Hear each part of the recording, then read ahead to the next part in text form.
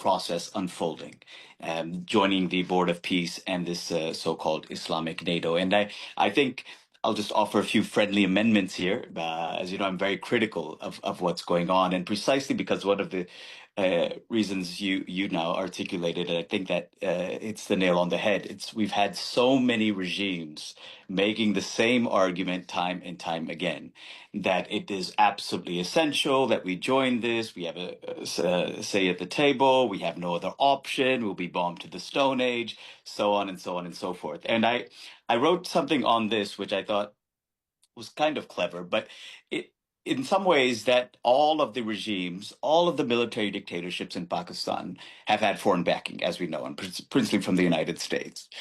But I also just thought about it for a second. Well, ultimately, Ayub did write, friends, not masters. Zia, at the beginning, also said when the U.S. was giving, its aid, Zia called it, "This is peanuts," and asked for more. General Musharraf, the war criminal that he was, as you said, he then said that, what, I had to be threatened to be bombed back to the Stone Age, which was true. I mean, he was not making this up. Versus our current Field Marshal, Chief of Army Staff, who kind of just bends over backwards to anything that is dictated to him by Trump and Washington. You were mentioning how the both the civilian and the government and the military dictatorship, they'll jump on board anything that Trump says. That's literally true. I mean, if he asked them to jump off the moon, they would do it, or jump off of K2, they would do it. I mean, this is both continuity and a significant, I would argue, qualitative change from previous dictators as well. Going back to, I think, what Dr. Pirzada says, we often speak about who was the worst, who was the most brutal, who was the most vicious. And again, I'm not saying there's the definitive answer to this question, but as we've just now witnessed, and I think I'll definitely address it also when we speak about other issues, especially about Iran, what we've just witnessed this weekend in Balochistan, right? This kind of the mass killing, what someone called the BLA's Tet Offensive, whatever you want to call it, a very kind of unfortunate series of attacks taking place there. And I was just thinking that if you actually ask the Baloch, who's been the worst, I think their probably favorite military dictator was probably Ziaul Haq.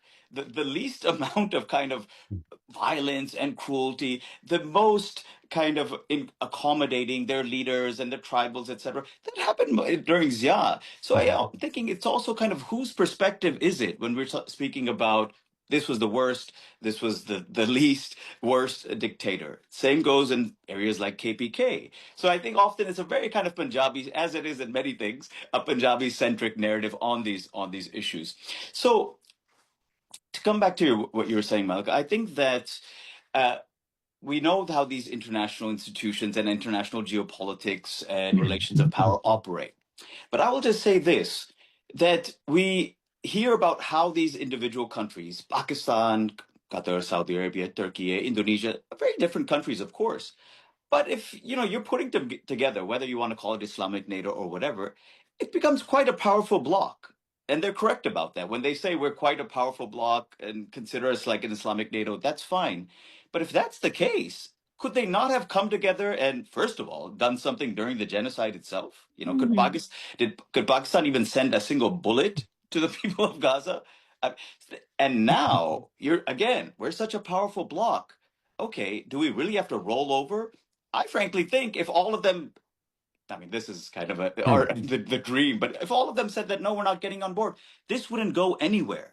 Without all of these countries, the financial might in the Gulf, the powerful militaries of Turkey and Pakistan, where do you think this was going to go? Add to that, of course, there are other vassal states, Europeans not going along. So I just think that, there are vassal states and then there are vassal states. And so I just think that, there are vassal states and then there are vassal states. And Pakistan right now wants to be at the top of that status, embrace it and celebrate how much of slavish, their relationship with Washington wants to be. So I think that there is power here, but that power is being used to further legitimate empire and whatever Washington and Israel wants to do in the region. Thank you, Junaid. And I think another of great points and another sort of layer to this is this question of internal legitimacy. And when you have a regime that lacks that, it does look for that external legitimacy that we see a lot of, what's happening in the Pakistani-US sort of relationship at this moment. So, Dr. Siddiq, I'm just going to sort of staying in the region.